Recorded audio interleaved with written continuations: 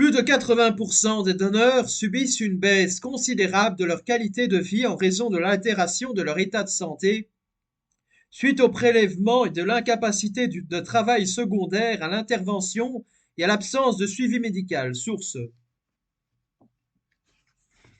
Goyal, M, Meta, RL, Schneiderman, LG, Segal A.R. Economic and Health Consequences of Selling a Kidney in India.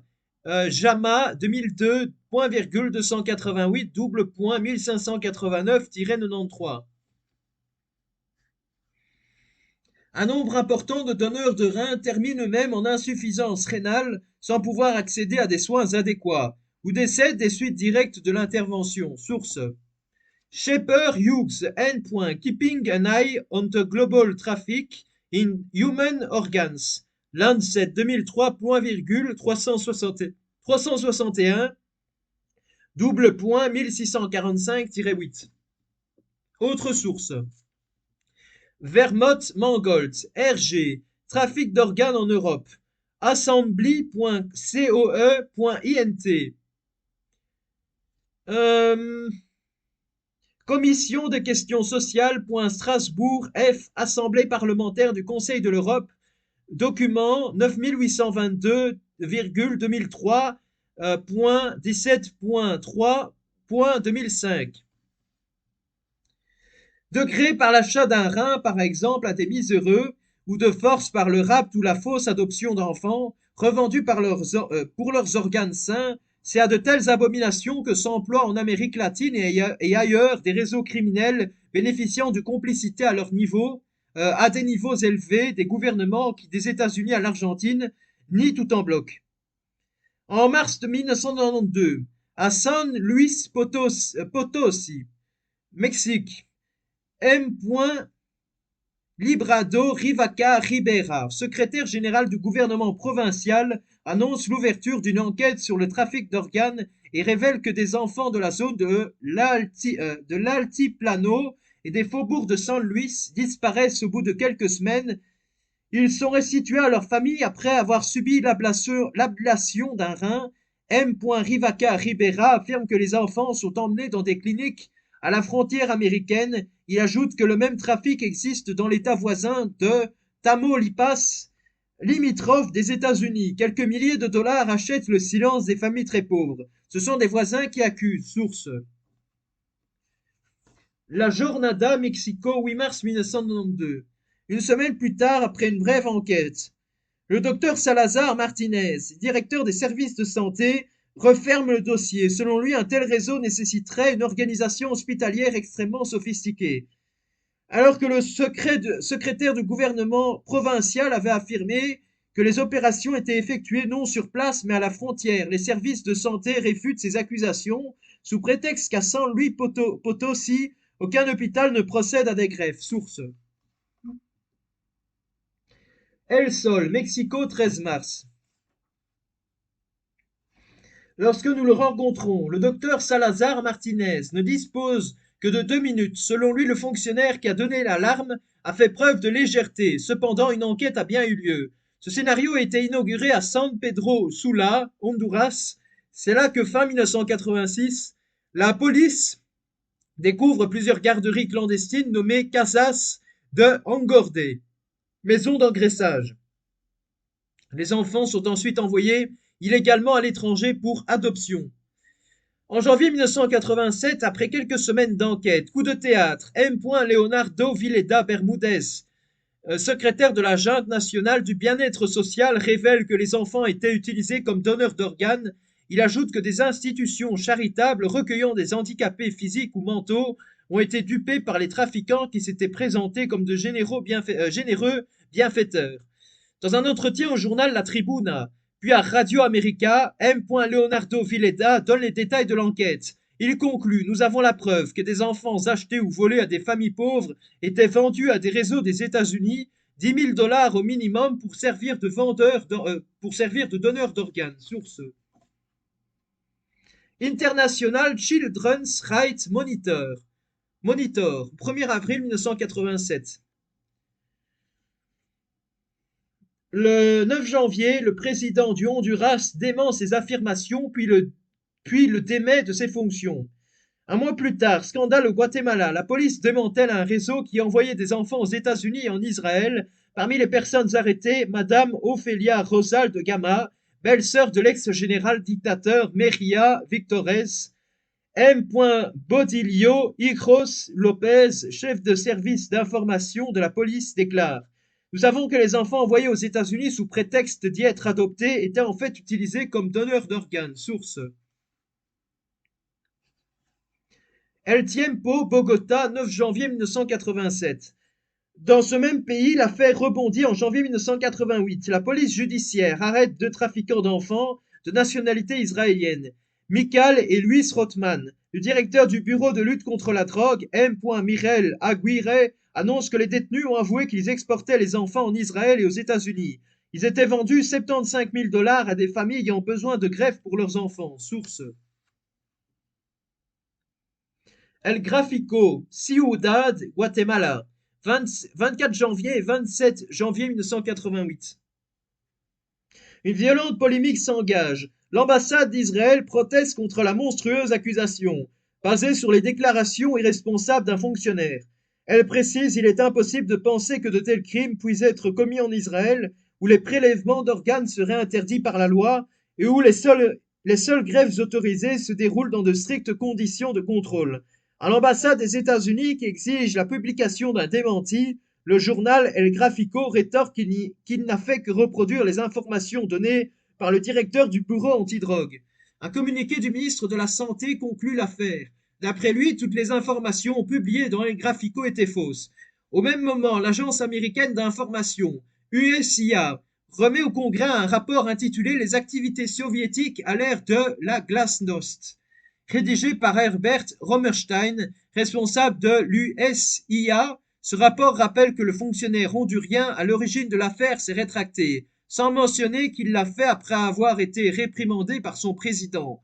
Selon l'USIA, les journaux guatémaltèques se sont contentés de reprendre l'affaire hondurienne. L'agence passe sous silence les accusations très précises de deux fonctionnaires. Les États-Unis n'ont jamais changé d'attitude, selon leur thèse. La rumeur procède d'une campagne cubano-soviétique, ceux qui donnent l'alerte, ministres, juges, avocats, évêques ou organisations comme Defense of Children International ou l'Association internationale des juristes démocrates sont dénoncés comme inféodés à Moscou. Source: Cette thèse a été récemment reprise par le Nouvel Observateur du 11 juin 1992 dans un article de Vincent Jauvert, La rumeur du KGB. Quand en septembre 1988, le Parlement européen votera une résolution condamnant le trafic d'organes, M. Richard Shifter, secrétaire adjoint au département d'État à Washington, l'accusera de propager des mensonges éhontés inventés par les soviétiques. En août 1988, les révélations d'un juge d'Asunción, Paraguay, M. M. Ángel Campos, font grand bruit.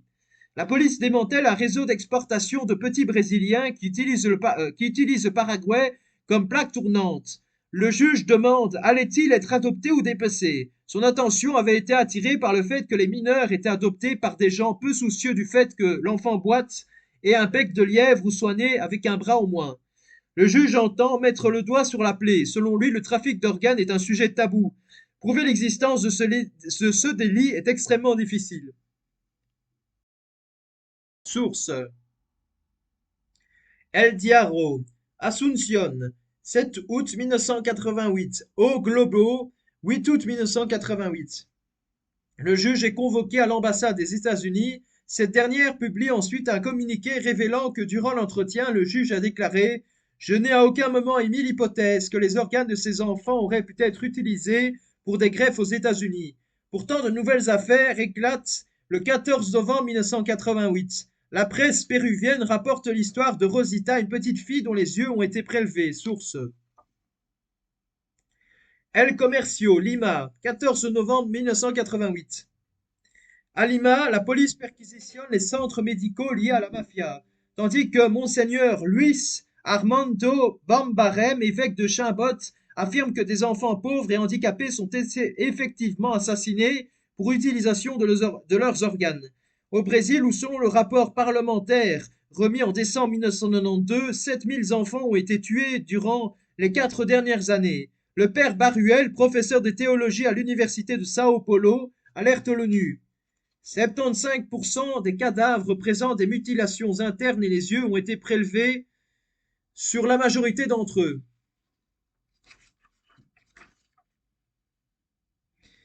Au Mexique, les accusations s'accumulent. Le 24 juin 1989, la correspondante à Puebla du journal El Universal dénonce l'enlèvement de 3 enfants et précise: dans un village situé sur les berges de Rio Cuical, un enfant a été enlevé. Il a été retrouvé quelques semaines plus tard à Tlatlauquitepec, à 50 km de son domicile. Il avait été opéré et il lui manquait un rein. Il est hospitalisé à Puebla. Le journaliste ajoute: le manque de nom et de prénom est dû à la panique qui s'est emparée des familles. Les gens ont refusé de me donner des renseignements plus précis par peur des représailles. Source: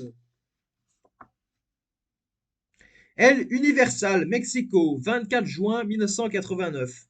Le procureur adjoint du district fédéral de Mexico, M. Gustavo Barreto Rangel, déclare en mai 1990 que ces disparitions d'enfants peuvent être liées au trafic d'organes qui se pratique à la frontière nord du pays. Source: El Universal, 7 mai 1990.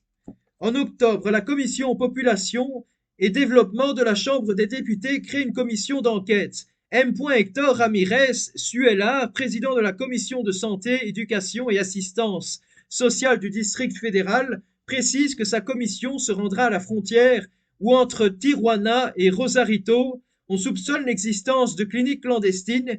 Il ajoute que les enfants enlevés pourraient être utilisés pour couvrir les besoins de nombreux étrangers qui arrivent là-bas en attente d'une greffe.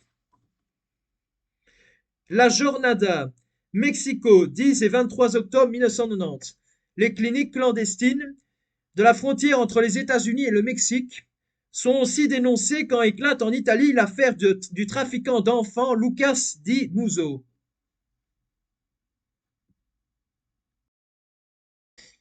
En 4 ans, 4000 enfants brésiliens munis de visas sont arrivés en Italie pour y être adoptés. Un millier sont effectivement retrouvés, aucune trace des 3000 autres. Or, curieusement, de nombreuses demandes d'adoption venaient de Campanie, région de familles nombreuses. Celle aussi où la Camorra règne. Deux juges italiens, M. Angelo Gargani et César Martinello, se rendent au Brésil à Salvador de Bahia. À leur retour, ils alertent le gouvernement. Selon eux, la Camorra a mis au point un trafic d'organes d'enfants. Ces enfants seraient envoyés dans des cliniques clandestines du Mexique, de Thaïlande, mais aussi d'Europe, où on leur prélèverait tous les organes sains. Le gouvernement italien demande l'aide d'Interpol. Source: La Repubblica, 17 septembre 1990, The Guardian, 19 septembre 1990. Depuis 1987, dans les pays développés, la demande de greffe a très fortement augmenté. La cyclosporine permet de ralentir les réactions de rejet. Le Viaspan, mis au point par 2 chercheurs américains et commercialisé par DuPont, permet de transporter et de conserver les organes plus longtemps. Un foie pendant 32 heures au lieu de 8, un cœur pendant 12 heures au lieu de 4. Grâce au progrès de la science, le corps devient un fabuleux gisement de matières premières. Sang, organes, tissus, os, sperme, ovules, cornée, peau, fœtus, placenta, tout est exploitable et les trafics en tout genre se multiplient. Sur les problèmes d'éthique que cela pose, lire L'homme en danger de science, manière de voir, numéro 15, mai 1992. L'Organisation mondiale de la santé, OMS, a adopté en 1990 des principes directeurs dont le premier stipule qu'aucun organe ne peut être prélevé sur un mineur vivant aux fins de transplantation.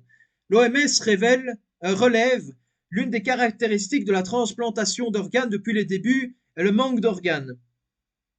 L'offre n'a jamais permis de faire face à la demande. Cette pénurie a entraîné une augmentation du trafic commercial d'organes humains. Des craintes ont également été manifestées quant à la possibilité d'un trafic portant sur des êtres humains. Source: OMS, rapport général, 19 novembre 1990. À très bientôt pour une prochaine vidéo.